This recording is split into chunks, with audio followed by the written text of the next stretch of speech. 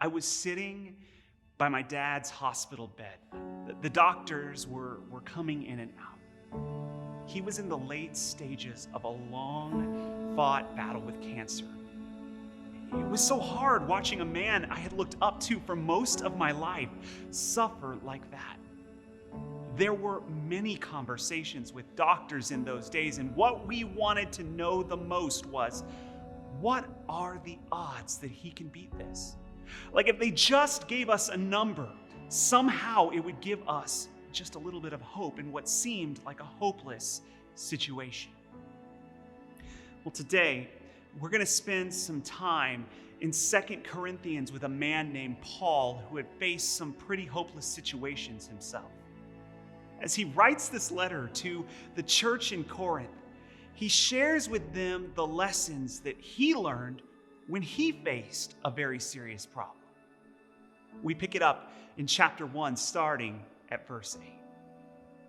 We do not want you to be uninformed, brothers and sisters, about the troubles we experienced in the province of Asia.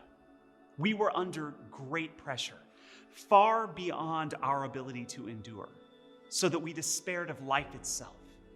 Indeed, we felt we had received the sentence of death.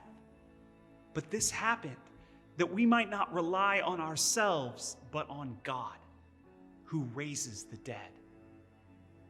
Though we're not quite sure which time of suffering Paul is referencing here, it must have been really hard. Look at his emotions, the great pressure. It was beyond his ability to endure. He despaired of life itself.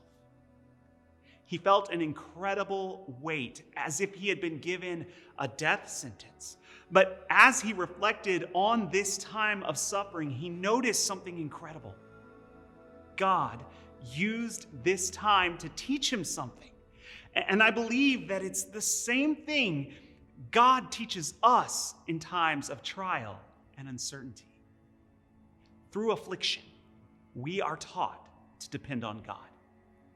God who raises the dead. Here's the trouble. We really like to depend on ourselves, don't we?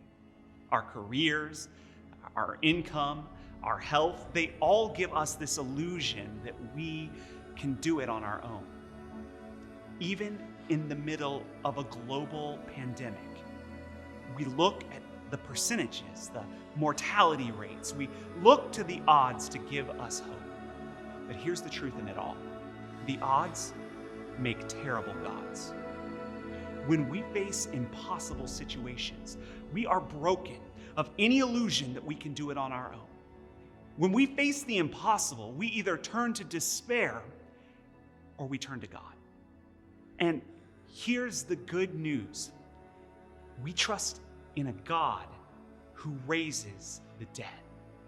And if God can do that, no situation is hopeless. No person or situation is beyond his restorative power.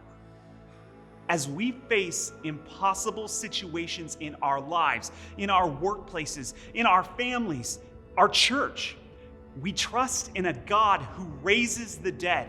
Hope is never lost. We can live boldly knowing that even our greatest enemy, death itself, does not have the final word. Because Jesus rose from the dead, we too will rise with him. You see, on May 2nd, 2018 at 3:30 p.m., when all hope seemed lost and my dad breathed his last breath on earth, death didn't have the final word. You see, because when my dad breathed his last breath here on earth, he awoke to the embrace of his Savior. Jesus healed my dad. One day, he will heal each of us and our world, and we will rise again with him on the last day. The same Spirit that raised Christ from the dead lives in each of us, in our families, and in our churches. So in this season, hope isn't lost. God raised Jesus from the dead. Think of what that means for you personally. Friends, the best is yet to come.